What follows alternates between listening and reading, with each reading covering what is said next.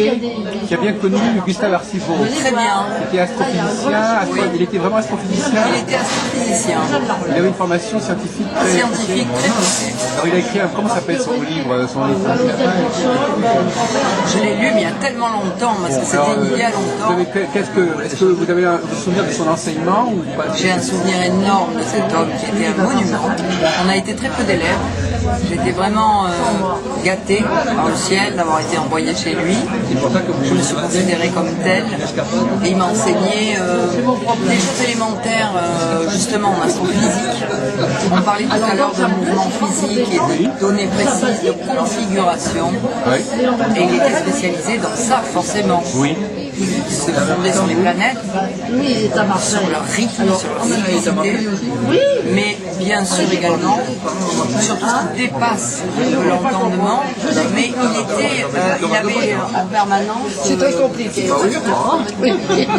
le ciel, il avait le ciel dans sa vie, dans sa peau, dans sa tête, et ce mouvement astronomique et astrologique, et il avait fait une unité, parce qu'il avait fait un centre de tout ça, ce dont on parlait tout à l'heure, parce qu'il avait centralisé toutes ces données, ce qui est rare.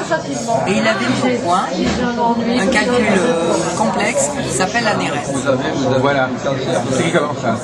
Ce qui est très rare. Comment? ANERES, comme ça se prononce. ANERES. Oui. Ça voulait dire quoi, non? Ça, c'est le calcul qu'on peut faire pour les événements majeurs d'une vie. Oui, je pense que c'est un peu ancien, ça. C'est très ancestral. On le voit dans les livres d'astrologie du Moyen-Âge, le C'est ANERES. ça, C'est un exactement. mot arabe, je crois. Oui, exactement. Et donc c'est vrai que ce calcul est rare, précis, précieux, puisqu'il détermine les moments essentiels d'une vie. Ce qui veut dire la naissance d'un individu, sa capacité de création, sa capacité de révéler toutes ses capacités, les moments essentiels de son existence, précis, ponctuel. Et il a même donné un calcul.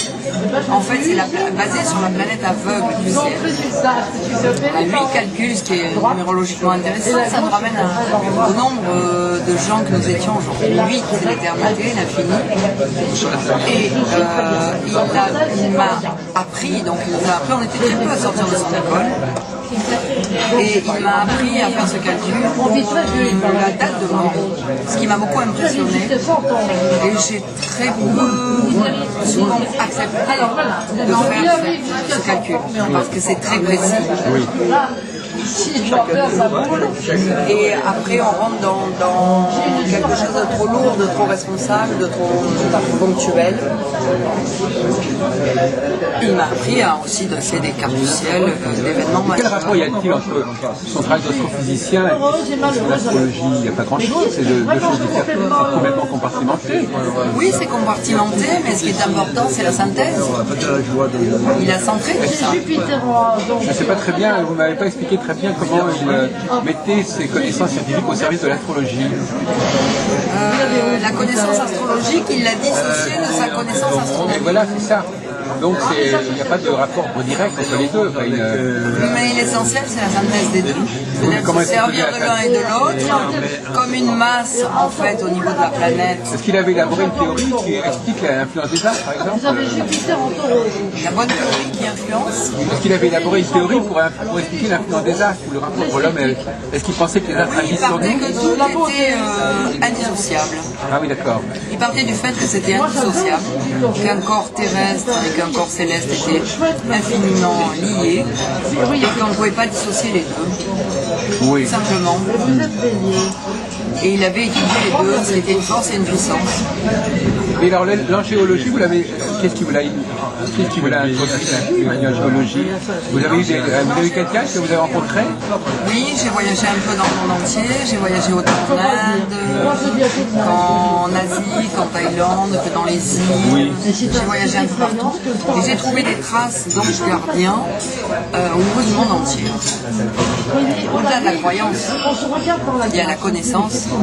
Et ça m'a permis de faire un voyage en Israël d'ailleurs. Oui. Et là j'ai étudié les textes, j'ai étudié l'angéologie, c'est-à-dire la science des énergies, énergétique pure, kabbale, numérologie. Et j'ai été enseignée par un maître qui était un rabbin, Rav Berg, qui a écrit Les secteurs du temps. Ah oui, celui qui a créé le cercle de la Kabbale. Exactement.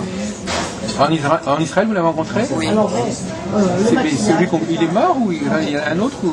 Non, Rav Berg. Oui, Rav Berg, donc c'est ça, oui. Qui est centre oui. Oui, d'accord, donc il est connu, effectivement. Ah oui. Et j'ai donc étudié tous ces textes. L'araméen, l'hébreu. J'ai associé ça à toutes les sciences, en fait, si vous voulez, à toutes les traces d'anges gardiens du monde entier. Et j'ai eu une nuit, une révélation, c'est que je me suis endormie dans un état un peu particulier. Et j'ai véritablement effectué un voyage, mais qui touchait proche de la réalité, j'appelle ça un rêve éveillé. Oui, mais vous savez, Michel Tabé, vous ne connaissez pas Michel? Oui. Non. C'est quelqu'un qui fait rapport entre astrologie et rêve éveillé. Quand on vieillit, il faut rester. Et donc je me suis endormie dans un état de grâce. Vous maquiller, faire la jeune. Et j'ai vu une énergie apparaître dans le mur de ma chambre et qui m'a demandé d'écrire ce livre. J'ai écrit mon livre et j'ai effectué des recherches. Ce qui a été extraordinaire, c'est que j'ai vu tout le parcours de ma vie défiler. Enfin, bien sûr que Ce qui m'a beaucoup impressionné. À un certain moment, j'ai même hésité, j'ai même demandé pourquoi moi. Et cet ange gardien qui tenait le livre dans les mains m'a expliqué qu'à la fin de ma vie, mon parcours de vie, je faisais partie d'une fondation. J'avais une robe de burge, très âgée, et au bord et au départ de la fondation, il y avait une plaque avec énormément de noms, dont mon nom.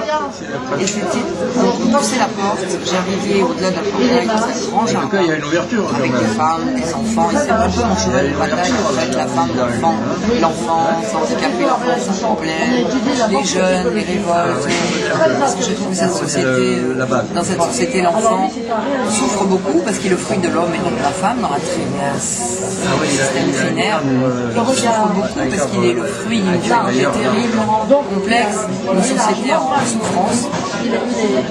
Et donc c'est mon cheval de bataille. Et là je me suis rendu compte que cet ange me demandait d'écrire ce bouquin sur l'angiologie, sur les anges gardiens.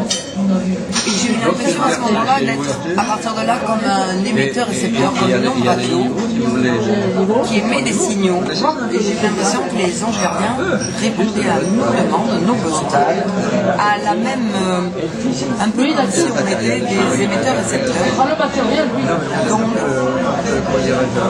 Et j'ai découvert que dans l'univers, les planètes également émettent une très forte masse magnétique qui émet aussi une onde vibratoire et un son. Là, on tombe dans l'astrophysique. C'est extraordinaire, on est complètement reliés. On fait partie d'un tout. Et l'homme est poussière d'étoiles, il est complètement étoile. Oui, c'est ce qu'on est à la recherche de nos racines, en fait. Ce qu'on disait tout à l'heure. Mais le problème, c'est que ça existe, mais est-ce qu'il y a un rapport entre ça et l'astrologie? C'est la question. Alors, j'ai étudié l'astrologie au départ, il y a à peu près 25 ans. Je me suis intéressée au fondement de l'astrologie vraiment traditionnelle. Parce que la tradition, pour moi, c'est important. Les bases fondamentales, les degrés, la symbolique. Et maintenant, j'ai examiné les saisons. Les points cardinaux, enfin vraiment la valeur symbolique, hein, c'est ça qui m'a intéressée. Je ne relie pas vraiment l'astrologie à la spiritualité. Non, mais vous n'êtes pas obligé, comme on dit, c'est quelque chose qui existe. Tout n'a pas à récupérer tout ce qui traîne. Non, moi ça fait partie d'un tout, mais le tout m'intéresse, mais je dissocie vraiment c'est un peu comme en cuisine, hein, on mélange peut-être parfois de complexité, mais on dissocie à la base. Hein. On ne se sert pas fondamentalement de tout. C'est-à-dire que le plat est composé des différents éléments, mais on sait que chaque élément a son histoire. Sa valeur, son histoire, sa valeur symbolique. Pour moi, le symbole est très important. La configuration des planètes, les cycles planétaires, les cycles mondiaux des grandes planètes. Alors, je voudrais vous poser une question là. Parfois, votre nom est accolé à celui de voyant. Est-ce que c'est parce que ça parle plus au public? Est-ce que c'est parce que vraiment que vous êtes une voyante? Qu'est-ce que ça veut dire? Enfin, ce mot-là, est-ce que c'est un mot comme ça? est utilisé par commodité. Non, voyant médium, c'est émetteur-récepteur. En fait, un médium est un intermédiaire, je suis un intermédiaire, tout simplement. Comme un ange est un gardien et un messager, moi je suis en fait une bergère. J'ai l'impression d'être un passeur. Les gens passent par moi, ils circulent librement. Je les conseille, je les lâche. Ça s'appelle le libre arbitre, le lâcher prise. Je les conseille. Actuellement, il y a des recherches qui vont dans le sens qu'il faut aussi que le praticien, il est parfois plus important que ce soit le client qui soit médium que le praticien. Bien admis. C'est que il faut que votre client ait aussi une potentialité. Parce que, par exemple, si on fait son thème natal, ça suppose qu'il est réceptif aux astres. S'il n'est pas bien réceptif, son thème natal ne veut rien dire. S'il tire une carte et qu'en tirant cette carte, en faisant ce choix de cette carte, tirer c'est choisir, s'il n'est pas réceptif, il ne va peut-être pas tirer la carte qui fait sens. Exactement. La carte du ciel pour moi est un passeport. C'est la carte d'identité céleste. Après, il y a ce qu'on en fait, il y a ce qu'on a et il y a ce qu'on en fait. Il y a des gens qui ont dû mourir 100 fois, ils sont toujours vivants. D'accord. Donc le libre arbitre, pas de déterminisme. On va du point A au point B, on a des choix permanents. Et le ciel, en fait, on reçoit une masse d'informations, de lumière du ciel. Après, qu'est-ce qu'on en fait? Comment se servir de ces outils? Un bon menuisier, la différence d'un mauvais employé qui va mal faire un meuble, en fait. Pour moi, un bon astrologue, c'est ça. Non, mais la question que je vous posais, c'était... prenons le cas du tarot. Je ne sais pas si vous sortez du tarot. Je me sers du tarot symbolique, du tarot de Marseille, qui est le parcours initiatique. C'est un exemple, le tarot. Bon, le tarot, c'est un langage. C'est-à-dire que la personne, il faut imaginer que la personne cherche à communiquer avec des instances, soi-même ou elle-même sur un autre plan, et qu'elle va sortir les cartes qui correspondent au message. J'y suis allée, mais il y a longtemps, Mais encore faut-il qu'elle soit capable de tirer les cartes qui font sens pour elle. Mettons que quelqu'un ne soit absolument pas doué au niveau médiumnique, il ne va peut-être pas sortir les bonnes cartes, les cartes qui font sens pour lui. À ce moment-là, l'astrologue, parce que on peut imaginer dans l'absolu, au pire, un client qui soit très médium, qui sorte les cartes qui font sens, et l'astrologue qui n'est pas médium, ou le tarologue qui n'est pas médium, mais qui, puisque les cartes font sens, il va simplement interpréter le message. Voilà, c'est un message. Donc parfois, c'est le message n'exige pas... instantané, c'est comme une photo. Elle n'existe pas hier ni demain. Elle existe sur l'instant. Non, mais la question de savoir si le message vient du client ou du praticien. Le message vient du client. Pas du praticien. C'est son chemin de vie. En fait, 22 lames de tarot. Tarot de Marseille qui a été quand même à la base créé à Memphis, dans une pyramide égyptienne par un grand prêtre, pour gérer les crues du Nil, qui était agrémenté de planètes, qui est basé sur la numérologie, 22 lames de tarot essentielles, 22 portes en or, 2 mètres de haut, qui était dans un couloir symbolique, relié à une pyramide, la trinité trinaire, le système trinaire. Donc ça, tout ça, on est déjà dans la numérologie, dans l'astrologie, par planète, et dans la cabale, tout ce qui contient. Le chemin de vie est un parcours séphirotique qui est lié à un arbre de vie avec 22 lames de ténèbres, basé sur 10 sphères, à l'intérieur duquel on va trouver 9 énergies différentes. 72 horizontales, et on retombe sur l'angéologie. Dans cet arbre de vie, qui est un arbre un peu comme l'homme, qui a une colonne vertébrale, colonne vertébrale, 22. Et mon grand-père aussi, il avait une région. Et mon arrière-grand-père aussi. Le temps. À Lyon. Le temps. Le temps, on le retrouve à l'intérieur du corps humain. 3 triades. Et là, c'est ce qui donne dans cette trinité en fait. 3 triades de 9. Les épaules avec le solaire et le pied. C'est pour ça que je pense qu'on dit que Dieu a fait l'homme à son image. dans cet arbre de vie s'inscrivent le corps de l'homme. Ça, j'ai trouvé ça extraordinaire. À l'intérieur de Sphère, on retrouve ça dans la colonne vertébrale avec des centres d'énergie. Centres d'énergie qui dégagent effectivement la vie. Centre d'énergie. C'est pour ça le lien aux étoiles. On est poussière d'étoiles. Étoiles, planète, énergie, colonne vertébrale de l'homme, ce qui le tient debout. En fait, à l'intérieur de nous, on a tout un système solaire. Toutes les étoiles, on est poussière d'étoiles. C'est pour ça que j'ai étudié tout ça, parce que je me suis passionnée complètement de ces énergies-là, pour faire le lien. Mais vous n'avez pas la justificative. Non, mais il y a un problème. Un des infirmières m'ont expliqué, des médecins, des infirmières, des anesthésistes, que lors de coma ou de NDE, des patients à eux, parlaient du tunnel de lumière, on parlait tout à l'heure de lumière, et effectivement, certaines personnes, suite d'états un peu particuliers, rentraient dans un tunnel de lumière et rencontraient leur énergie, leur ange gardien, donc face au miroir. Est-ce que c'est leur âme? Certains disent que ce sont des revenants, d'autres des personnes de leur famille. Mais effectivement, ils ne sont pas bons. Tous ont raconté la même histoire. Tous, gardien, énergie, disparu, pardon, disparu, mais tous sont pareils.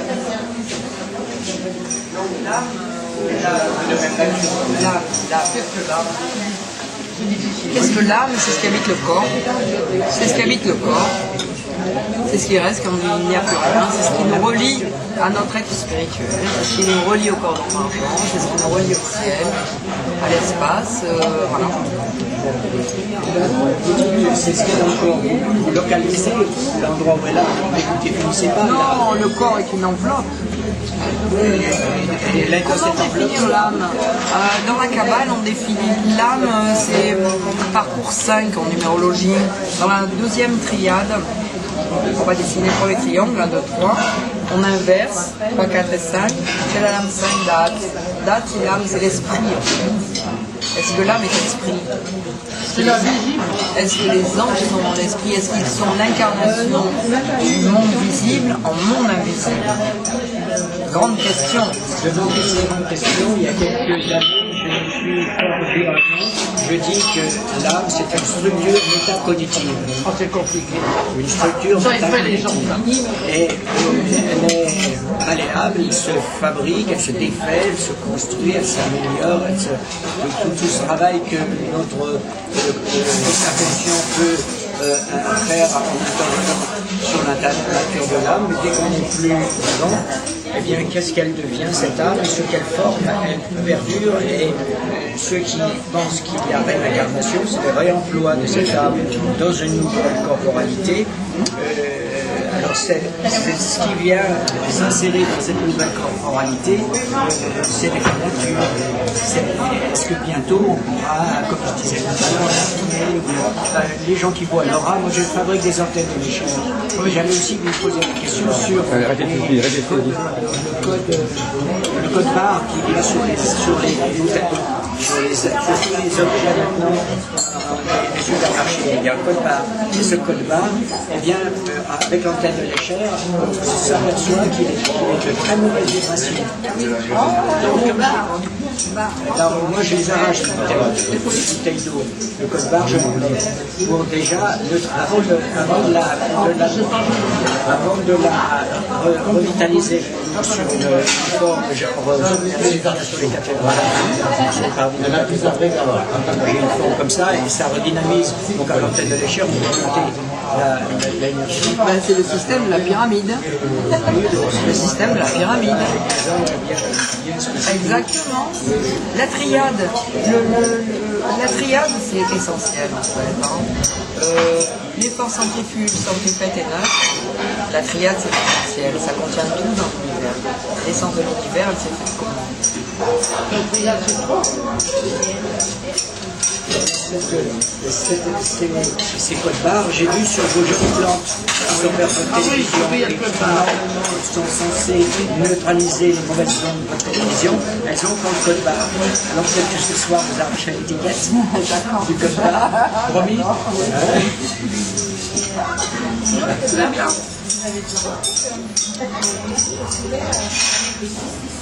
Oui, donc vous étiez en train de nous dire un peu plus tôt que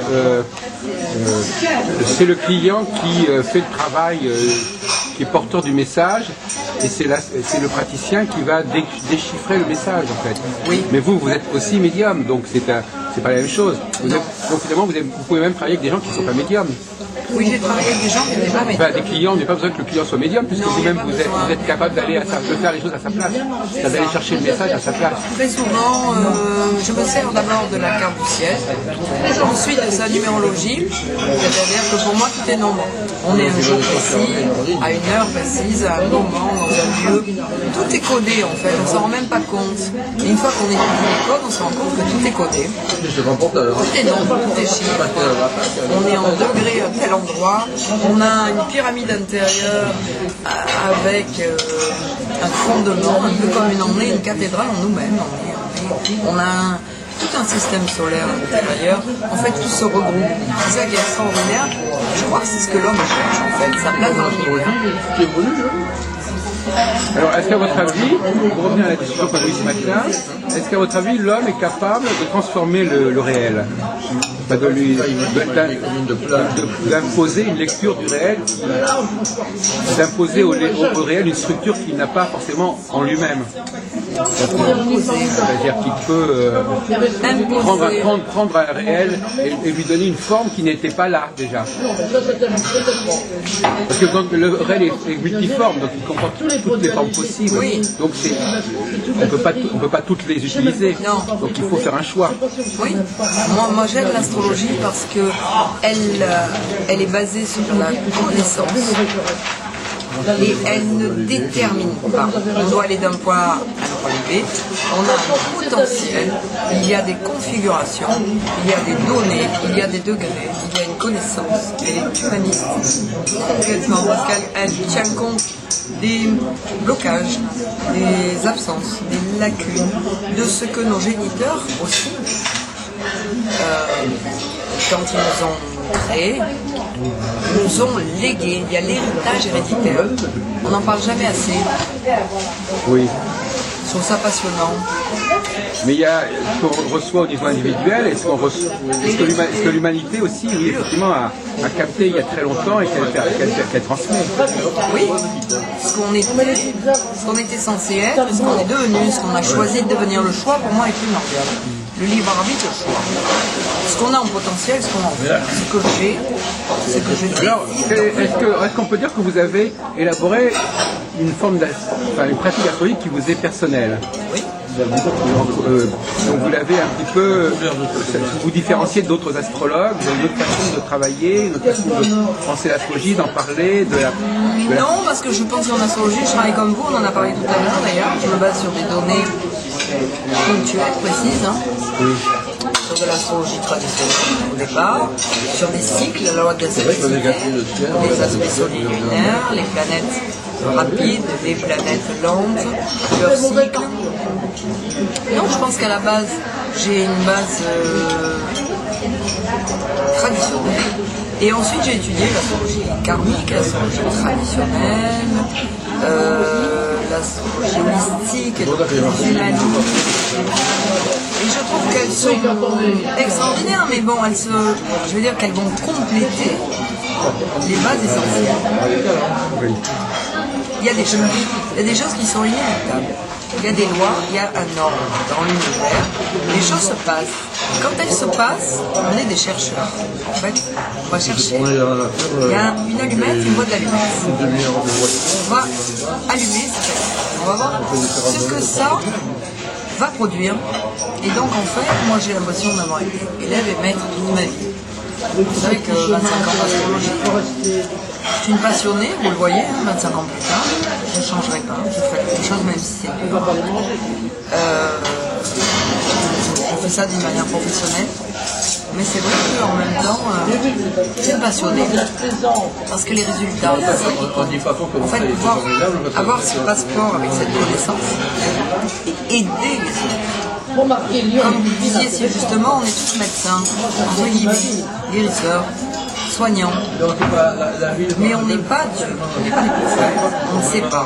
On suppose, on a un vécu, on a vu que déjà, quand il y a tel et tel et tel et tel aspect, telle et telle configuration dans le thème, l'événementiel à certains moments, il y a des choix à prendre pour aller dans telle ou telle direction.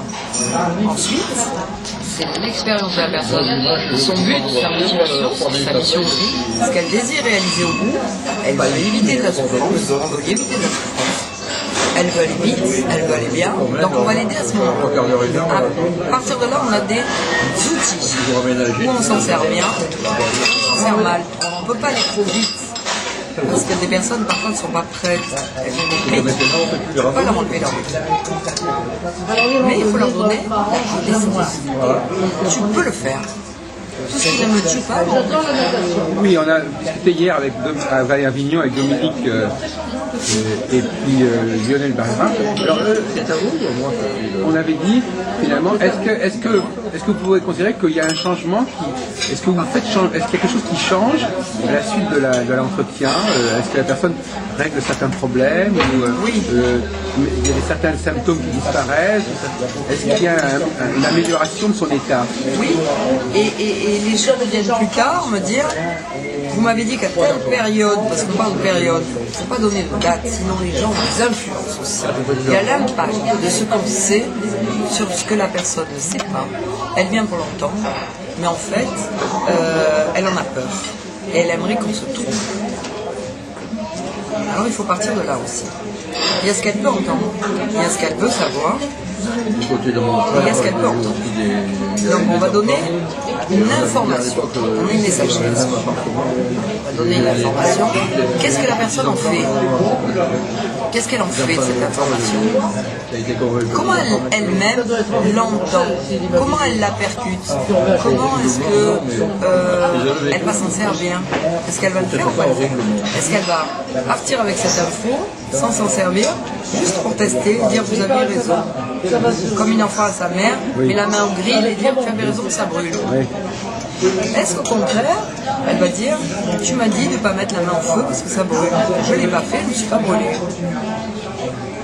Et est-ce que moi-même, quand j'ai eu cette lampe grille, je l'ai mise ou pas? Qu'est-ce que l'astrologue a fait? Qu'est-ce que sa patiente a fait? Miroir.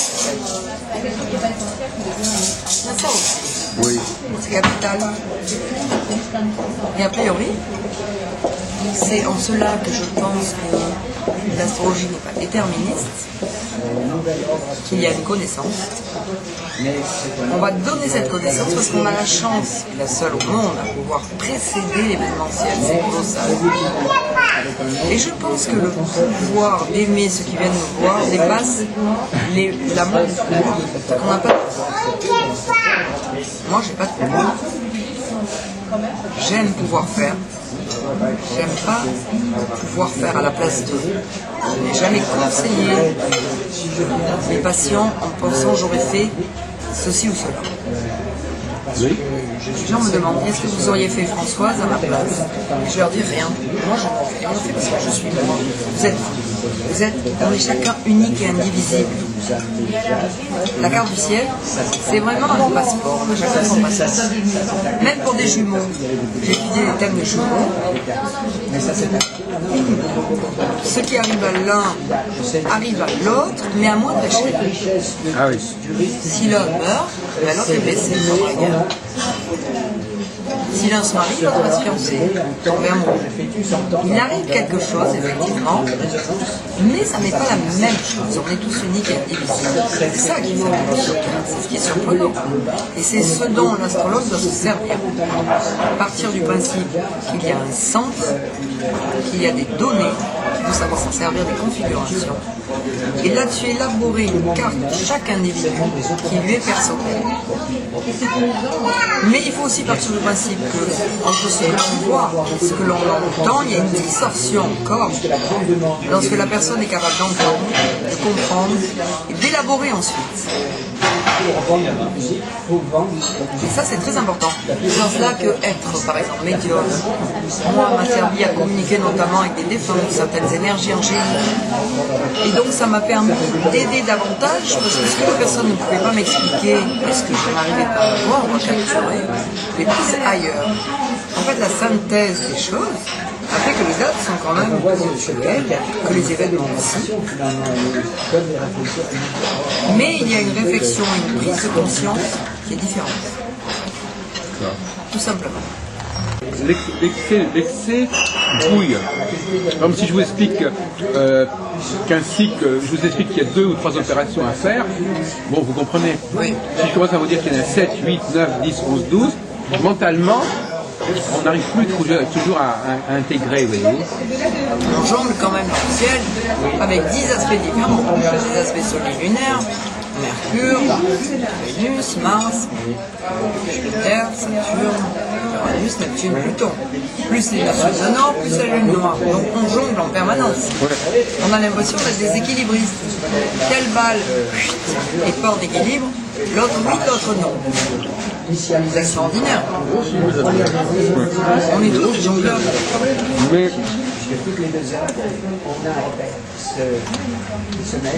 c'est déjà le 2 qui est très important. Pensez le 2. Beaucoup de gens qui préfèrent penser le 12 que le 2, vous voyez. Qui ont un problème avec le 2. Et qui, pour dépasser le problème avec le 2, font une fuite en avant dans les choses complexes. La complexité est souvent une fuite en avant par rapport à la simplicité. Tout à fait. Mais la simplicité, c'est l'astrologie, parce qu'on lève les yeux à quoi au ciel. C'est la simplicité. C'est très complexe pour certains, c'est très simple pour moi. Moi, quand je suis née, on m'a dit tu lèves les yeux au ciel, tu es dans la lune. Alors, je reste dans la lune, c'est vrai. C'est clair. Et j'ai toujours été dans la lune. C'est vrai qu'à l'époque, c'était très mal vu. Et maintenant, c'est très accepté.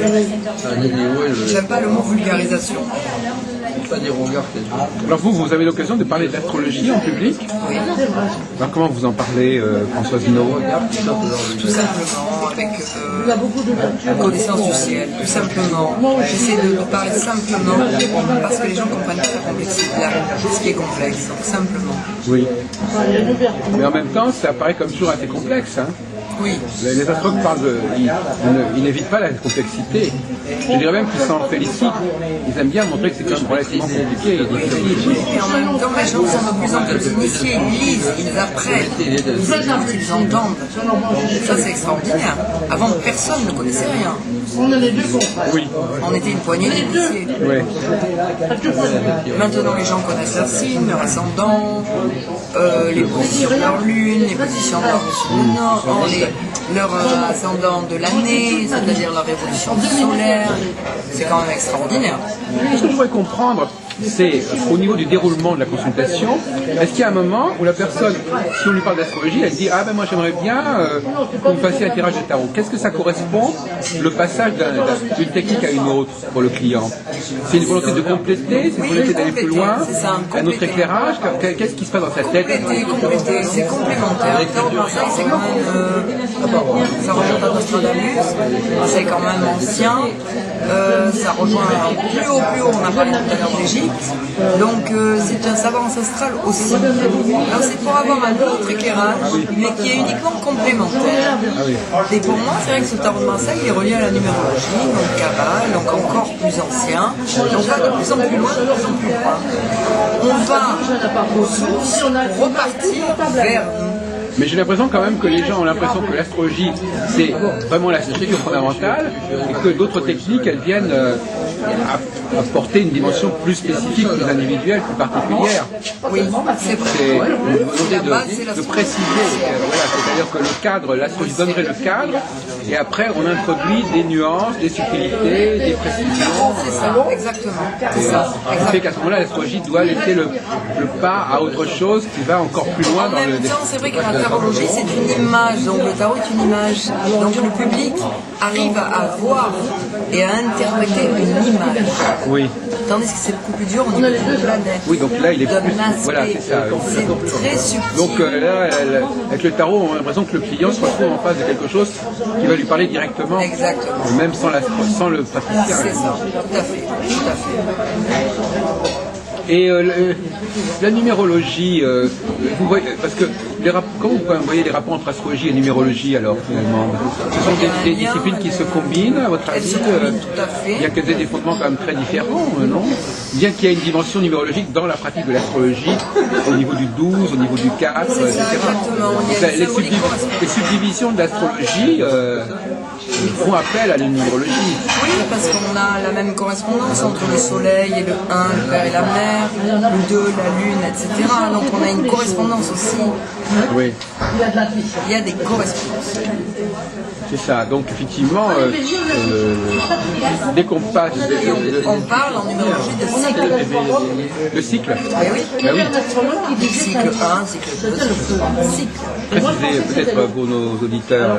Eh bien, on va additionner sa date de naissance, on va la réduire à un an. C'est le chemin de vie. Ensuite, on va additionner sa date de naissance, mois, jour et année en cours. Et on va obtenir son année numérologique. Et donc, le cycle dans lequel on est, c'est l'année numérologique. Oui. Un peu comme l'ascendant actuel, un peu comme la planète de l'ascendant. C'est un cycle. Ce que l'on a expérimenté, ce que l'on a réglé par rapport au thème numérologique, le thème zodiacal. D'un point précis. On zoome sur un point précis. Tout simplement. Oui, là, c'est un zoom, oui. C'est un zoom. Donc, effectivement, c'est un mode de... Oui, d'accord.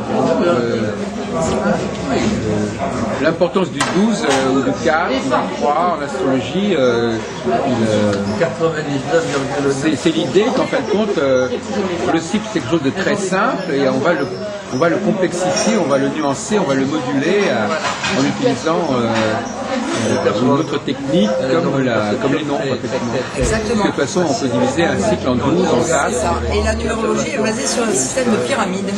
Ah oui. Un peu comme justement Jean-Pierre Nicolas fait pour ses planètes. Ah, vous connaissez les travaux? Très bien. Oui. Très bien. Ça grille. Un petit peu comme les Égyptiens ont basé leur pyramide aussi. Oui. Ça ramène à ce système. Oui, c'est vrai qu'il y a. Oui, c'est extraordinaire. RET, oui. C'est ça, c'est extraordinaire. Comme quoi, tout se retrouve. Mais il ne faut pas tout mélanger. C'est intéressant de connaître et de faire une association. En fait, c'est un peu la preuve par trois. Est-ce qu'on retrouve ça dans telle science, ça dans tel domaine et ça dans l'autre? Voilà, tout simplement. La connaissance, c'est extraordinaire. Et ensuite, unique et indivisible. Donc, on a reçu en nous toute l'influence du ciel. Et à partir de là, si on a cette connaissance, c'est le connais-toi toi-même en fait. Ensuite, il y a une grande alchimie, une transformation. J'ai descendu un jour à Marseille, oui. Bon, on va arrêter pour l'instant. Non, c'est un autre. Oui, je crois. Donc les gens ne sont pas les mêmes non plus. Non. Alors pouvez-vous nous dire que ça peut éventuellement provoquer des réactions intéressantes. Alors pouvez-vous nous dire comment vous voyez votre travail? En fait, j'ai compris que vous essayez d'obtenir un mieux grâce à l'astrologie. Oui, alors en fait, j'ai deux casquettes. Soit je suis esthéticienne et je fais des massages généraux, ou soit je suis astrologue, enfin, je donne des conseils astrologiques. Et soit les gens viennent pour l'un, soit pour l'autre. Ou alors je varie, je concilie, j'allie les deux méthodes. C'est-à-dire s'il y a une personne qui vient chez moi pour un massage et qui a une problématique au niveau du corps, parce que dès qu'on touche une personne, il y a quand même un ressenti qui est là, et la personne peut avoir des faiblesses, peut avoir une problématique, une grosseur, enfin de rétention d'eau ou de trop grosse, elle sent qu'elle est trop grosse. Alors là, je peux peut-être, si la personne a dit comme ça constamment qu'elle n'arrive pas à maigrir parce qu'elle fait des régimes, mais elle n'y arrive pas. Non, je crois qu'on n'a pas le temps. Hein. On n'a pas le temps, on est déjà en temps. Alors, je peux conseiller de lui faire son diamètre et en fonction du diamètre, voir. Oh non, je veux une petite glace plutôt. Qu'est-ce que vous avez comme glace? L'aspect planétaire, je peux voir Une glace café. au niveau de sa. Vous avez des cartes? Oui, bien Au sûr. niveau de du massage, du soin, au niveau de l'alimentation. Café. Chaque plante, chaque légume. Oh non, 2 boules, ça me suffit. Alors, le café pistache, si vous avez. Donc, en fonction des aspects de son teint, je peux. C'est ce que vous avez manqué hier, vous êtes resté dans la voiture. Je peux l'orienter dans sa nourriture. Je l'aide aussi au niveau avec les fleurs de bac, avec l'état émotionnel, donc je peux insérer. Tout est lié. Tout est lié. Voilà, je peux aider cette personne au travers d'une consultation à dégager sa problématique au niveau de son corps.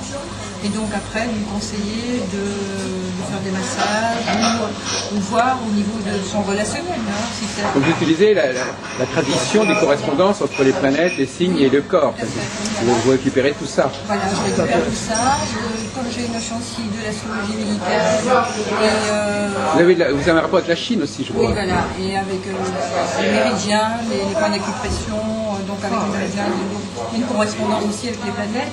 Donc je lis tout ça et ça peut faire, au bout du compte, un soin très constructeur. Et vous avez beaucoup de résultats. Oui, j'ai des résultats qui arrivent là maintenant. Alors, un mode de vie pour la nourriture, tout ça. Voilà. Oui, elle est diététicienne, elle a été esthéticienne, elle a une formation au niveau de... Esthétique, au niveau de la nourriture. Des sacrifices malgré tout. Ça dépend comment on fait ça. On peut revoir son modèle de fonctionnement. Merci. Mais en général, c'est quand même une problématique relationnelle par rapport à la mère. Moi, j'avais demandé que 2. Comme de la somatique aussi. Tout à fait. Donc, Oui, la somatisation, en fait. voilà, absolument. Alors, est-ce que vous avez des questions à poser, Sylviane, par rapport à tout ce champ somatique, astrosomatique? En fait, est-ce que toi, tu vas revoir des gens régulièrement par rapport aux gens? Mais après, la personne peut revenir Un accompagnement. Voilà, il peut y avoir un accompagnement au niveau du corps, donc par des massages, ne suis-je que la relaxation ou énergétiquement, je peux débloquer, voilà, je les accompagne comme ça. Donc le thème ne reste pas au niveau de l'abstrait, le thème devient dynamique. Donc voilà, c'est dans ce sens-là que je vois l'astrologie Et ça coûte combien, tout ça? alliée au massage. Combien? Alors ça, on verra après. Oui, je vous remercie. Mais ça, c'est sûr. On est dans on passe du massage au message. C'est très actuel. C'est très actuel. Oui. Tout le monde est mal. Tout le monde est mal, mais tout le monde n'applique pas cette astrologie dans le sens. Donc c'est pour dégager en fait la connaissance de la personne. C'est ça, c'est un retour sur soi. Si vous avez Jupiter, par exemple, bien placé, vous avez tendance à grossir. Mais s'il est dans le signe taureau, c'est vrai que le taureau, c'est quand même avoir envie des sens, de bonnes choses, de la bonne taille.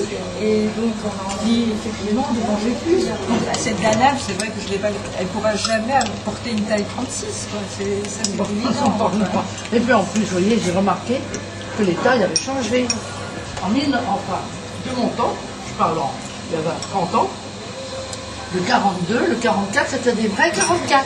Et maintenant, ce sont des 44 qui font des 40. Alors vous êtes... Mais la morphologie a changé aussi. La morphologie complètement changée. Voilà, il faut que tu orientes. À cause de la Le poupée Jupiter Barbie. taureau, en fait, il faudrait qu'elle réoriente l'énergie dans la beauté ou l'art. Oui, voilà, oui. Et là, du coup, elle pourra retrouver, S'extérioriser, oui, tout à fait. Ah oui, c'est bien sûr que là, vous avez un orienter travail. l'énergie. Il y a du travail, tout à fait. Et ce que je peux faire aussi, c'est remonter en fait le lieu de la conception. Je fais le thème de conception, Oh, très supposé de conception. Si on n'a pas été désiré aussi. Voilà, et là on peut voir effectivement les interactions qu'il y a entre les planètes, surtout la Lune qui est quand même importante, parce que c'est notre moi féminin intérieur. Et en faisant ce thème-là, je peux voir aussi si effectivement l'enfant était désiré, si la mère était malade, ou s'il y avait comme ambiance psychique. Voilà. Donc ça c'est un peu intéressant dans l'interprétation du thème et de la problématique de la personne qui... que ce soit un homme ou une femme. Hein. Mais si tu prends la lune dans le thème, tu vas pas voir ça de cette façon aussi. Si, tout à fait. Alors, ça donne cette précision, c'est ça? Oui, comme ça, fait.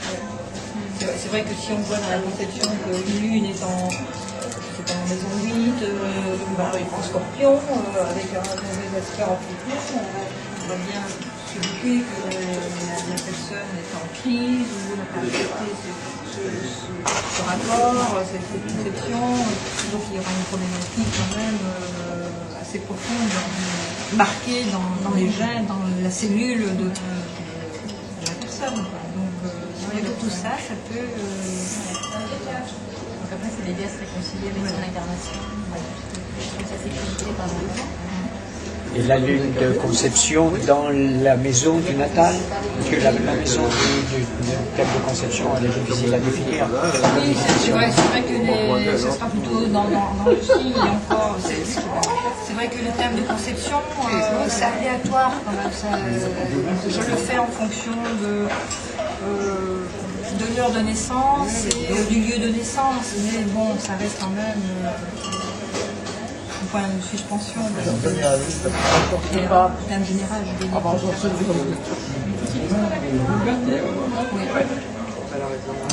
Mais que voulez-vous s'il faut se priver tout le temps? Vous voyez, c'est bien joli votre truc, mais c'est une déprivation continuelle. C'est pas Oh, non, pas du tout.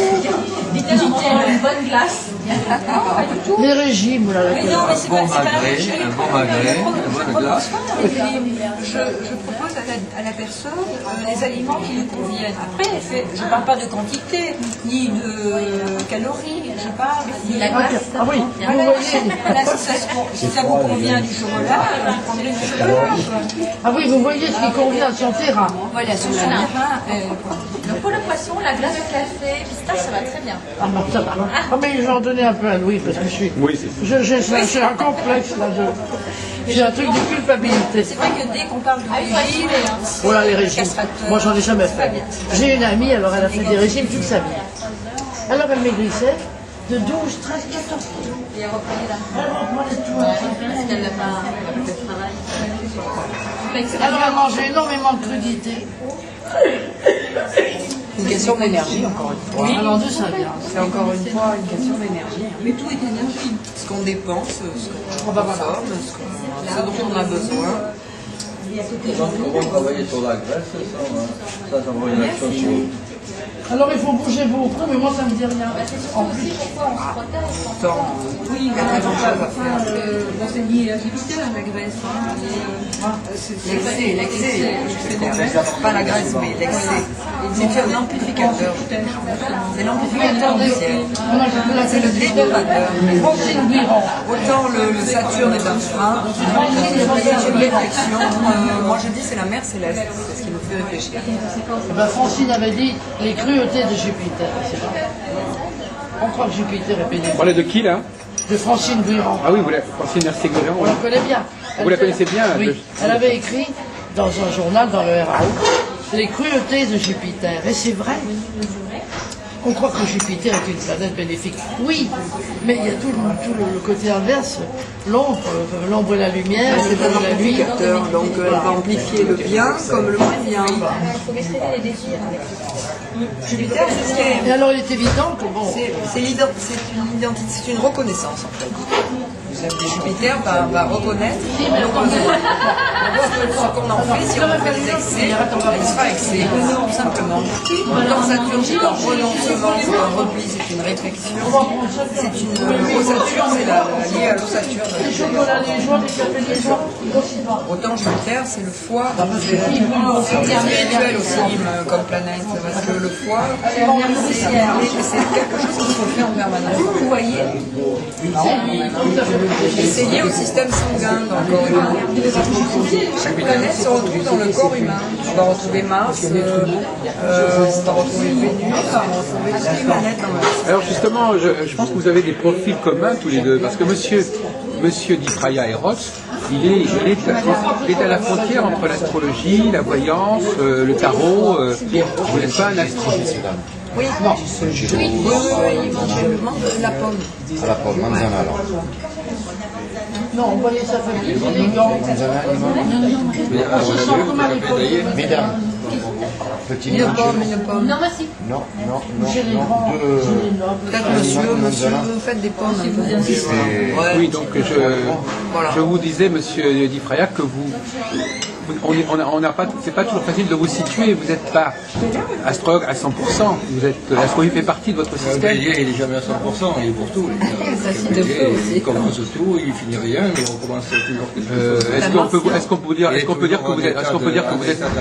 peut dire que vous êtes voyant d'une certaine manière? Est-ce que c'est une qualification qu'on peut... Voyant, c'est très difficile à dire, mais quand on voit le tarot, des fois, on peut considérer que c'est un voyant. Et tout à l'heure, on discutait avec Madame Dino, on se demandait est-ce que les clients veulent plutôt telle technique que telle autre, par exemple, ou est-ce qu'ils passent de l'une à l'autre et pourquoi? Quelle technique? Ils préfèrent l'astrologie, ils préfèrent le tarot, ils préfèrent autre chose. C'est-à-dire qu'en ce qui me concerne, je travaille en fonction des besoins des personnes qui viennent me voir. Oui, mais leurs besoins, comment est-ce qu'ils les expriment, comment est-ce qu'ils les connaissent? Des conversations, parce qu'il y a toujours un échange. Et selon le besoin, vous voyez quel est l'outil qu'on va utiliser? Voilà, il y a en fonction du besoin, si vous voulez. D'ailleurs, j'utilise pratiquement les outils aussi bien de l'astrologie que le tarot.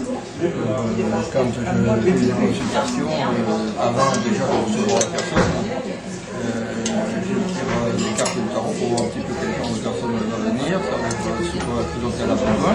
Et déjà, donc, quand elle vient me voir, qu'elle je sais grosso modo. On n'en a pas commandé, enfin moi je sais pas. moitié-moitié.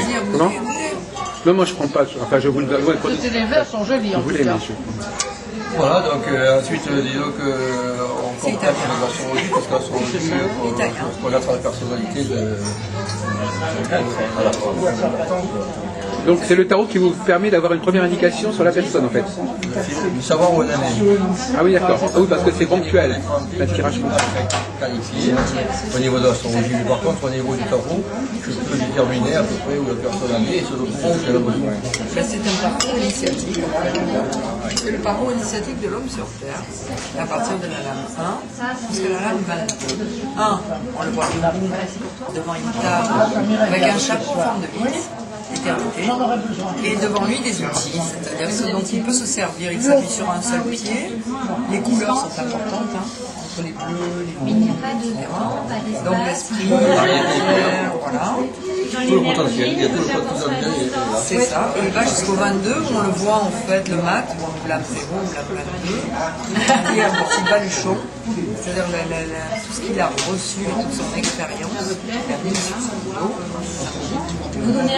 Avec son chapeau de fou, en fait il est fou parce qu'il est dépouillé, il n'a plus rien, il a un petit chien qui représente tout ce qui lui est fidèle, son meilleur ami, et il parcourt à nouveau le monde à zéro, un peu comme le métier. D'ailleurs, que là, Il avoir effacé ses mémoires. il a suivi tout le chemin initiatique, donc il s'est extrait des besoins primordiaux, il les a dépassés, et il est devenu lui-même sans être conditionné par les autres, ni pour avoir besoin des autres. Il est autonome, tout seul, et il sait être indépendant. Quoi. Et donc, il s'est fait un adulte complet, un adulte réalisé. Alors, il a travaillé très longtemps à Salon de Provence, il avait son cabinet à Salon de Provence, maintenant il est à Marseille, mais il était dans la ville de Nostradamus, il était l'astrologue du Salon de Provence. Pardon? Bien entendu. Hein? On parlait de Nostradamus et du Salon de Provence. Oui. Il a fait Et oui, c'est vrai. Eh bien, moi, je suis samedi, je suis interviewé par la télévision britannique à Lyon pour parler pendant plusieurs heures de Nostradamus. Ça sera, je ne sais pas si ça sera voilà. Ils viennent de Londres pour me rencontrer. On a fait un micro-trottoir à Salon d'ailleurs. Oui, absolument, oui, oui. On a fait toute une émission dans les rues de Salon de Provence, sur Téléprovidence. Avec simplicité, spontanéité, sans rechercher de connaissances. Oui. Comment? Vous travaillez avec Sophie? Oui, oui, je travaille avec elle, oui. Oui, d'accord. Donc elle s'occupe toujours de Téléprovidence? Oui, elle s'occupe toujours de Téléprovidence. Et par contre, pas Roger qui est... Ah non, non. J'ai reçu un mail comme quoi il voulait créer un magazine. Récemment? Oui, Parlez-nous de ça, de quoi? Le magazine de l'astro qui peut distribuer dans les métros et tout ça. Ah oui, mais c'est plus de Internet, ça. Non, c'est pas Internet. Ah oui, c'est intéressant. Bah, il a un esprit imaginatif, hein, il a des idées. Il voudrait sortir le 1er décembre. Et alors donc, il vous propose de mettre une annonce ou mettre- En fait, je crois qu'il a envoyé à tous les astrologues s'ils avaient envie d'écrire consulter. Ah bon, d'accord. Un magazine gratuit ou avant? Ah oui. Bon. Voilà un scoop, merci. Donc Sophie ne travaille pas avec lui non plus, ne travaille avec lui parce qu'elle travaille avec Roger avant. Oui, oui. Et les étudiants en médecine, en fait, les étudiants en médecine notaient ce que Jodorowsky était allé rencontrer à l'époque, justement pour parler du lien entre la numérologie, le tarot de Marseille et l'astrologie. Et Jodorowsky m'avait dit, Françoise, on va faire un thème, numérologique et tarologique. Et en fait, ces élèves de médecine en face de l'hôpital prenaient les notes de l'âme de tarot que les gens sortaient dans un petit restaurant marocain, c'était marrant, c'était extraordinaire. Et les étudiants notaient. Et ils s'en servaient. Incroyable. Bah, La hier soir, médecine a toujours été reliée à l'astrologie. Il faut voir qu'avant, les médecins étaient astrologues. Exactement. Donc entre astrologie et médecine, il y a eu quelque chose, oui. il y a eu quelque chose. Oui. Oui, Mais la médecine s'est débarrassée de l'astrologie oui, entre-temps. Oui. c'est dommage. C'est dommage. Mais la médecine, c'est l'astrologie, la médecine s'est débarrassée de l'astrologie, mais l'astrologie s'est pas débarrassée de la médecine. Non. Il y a encore de l'astrologie médicale, mais il n'y a plus des médecins astrologues. Enfin, mais de toute façon, il y a des médecins astrologues. D'ailleurs, on a mis récemment sur Téléprovidence une émission où il y avait des médecins astrologues, notamment le docteur Thibault.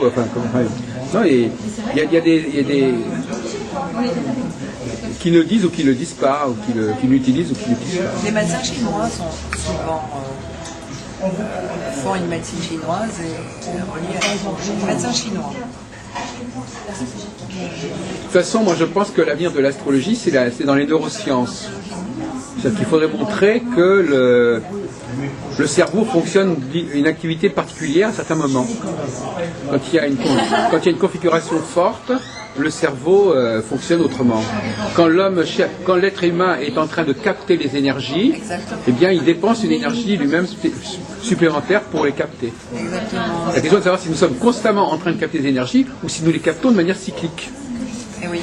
Mais le rêve, c'est quelque chose de... Non, mais justement, une façon de valider l'existence de certains cycles, et notamment au niveau de la conjonction ou au moment de la naissance, par exemple, c'est de montrer qu'il y a une surcharge énergétique, qu'il y a une dépense énergétique du cerveau à ces moments-là, parce qu'il faut capter les signaux, une sorte de radar, il faut capter les signaux, les utiliser, et ça demande, il y a peut-être des parties du cerveau qui sont faites pour ça, en fait.